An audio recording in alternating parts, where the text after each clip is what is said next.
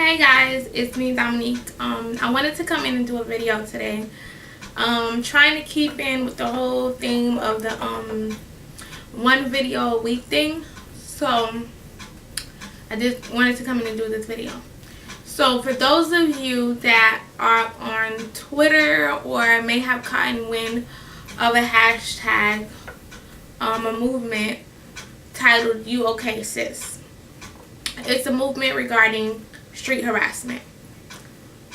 At first, when I noticed the movement on my timeline, it was also started by someone I follow on Twitter called Feminist Jones.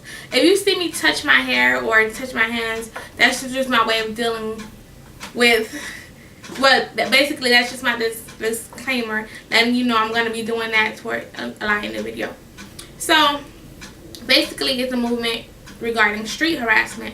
Now, at first, I really didn't pay any attention because you know that we as women, especially as black women, are taught to keep ourselves out of situations versus basically we're taught to deal with the victim blaming and it's our fault if certain things happen to us, instead of thinking that maybe the abusers or the people who are doing the victimizing are far more than we are as the victim.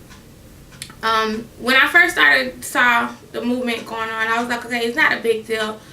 You know, I've been harassed on the street. I've had guys try to talk to me. I've had guys make comments and such a lot, and I'm just at a certain point, I just learned to ignore it. And I didn't think much of it. And I'm like, okay, well, if you don't want to be harassed, just ignore, you keep walking or whatever. But as I thought about it and I thought about the different things that happened to me from the time I was shown, develop a breast and butt and everything, till now as almost 30-year-old woman, that, you know, a lot of those instances that happened to me were not okay. And we as women have to do better when teaching our sons and our daughters a lot of things.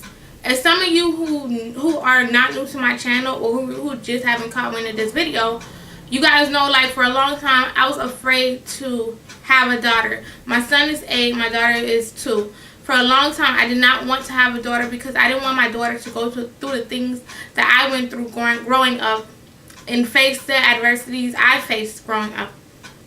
And it just so happened I had a daughter, and like I'm learning to deal with the things, but a lot of the things scare me when it comes to raising my daughter. And I know, and then I started to realize I'm sitting here thinking I have to teach my daughter this and I have to teach my daughter that so that the things that happen to me doesn't happen to her. But then I thought about it. I was like, I also have to teach my son not to be an abuser or to be or to victimize people as well. We have to take responsibility for those things.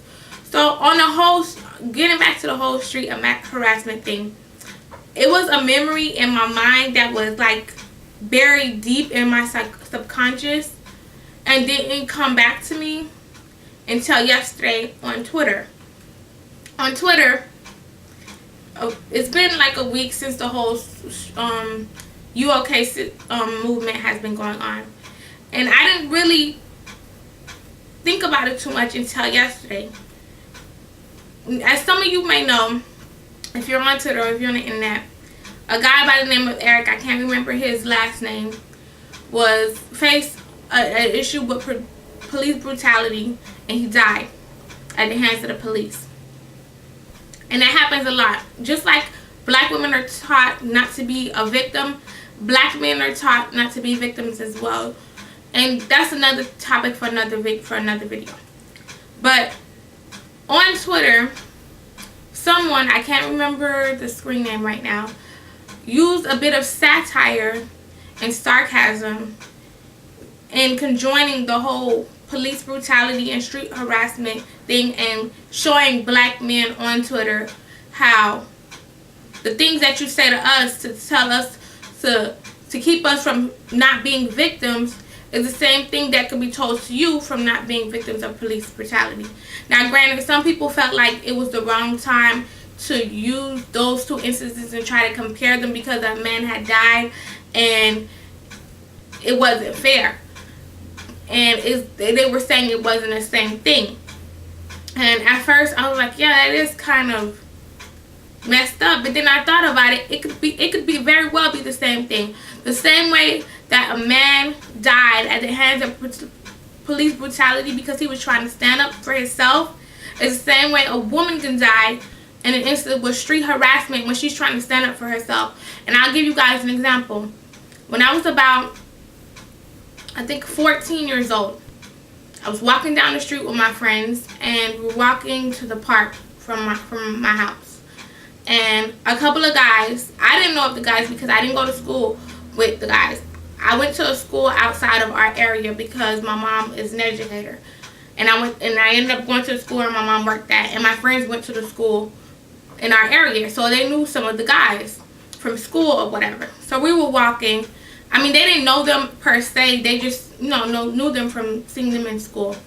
So we were walking, and they were trying to talk to me and my friends, and none of us were really interested. We were just, we just kept trying to walk. Mind you, these are young men the same age as us. This is not grown men trying to talk to young women. These are men about our age, 14 to 16, whatever. And we're walking, and we're really not trying to pay attention.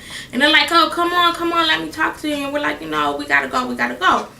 So one of the guys in the group, a bigger guy, I could say he was about 15. But it's always that one guy that, like, parents are probably tall, or he got that one tall gene and he's really tall and big for his age. That was that guy. He was in the hanging out with the guys. And he was like, yeah, let them hoes go.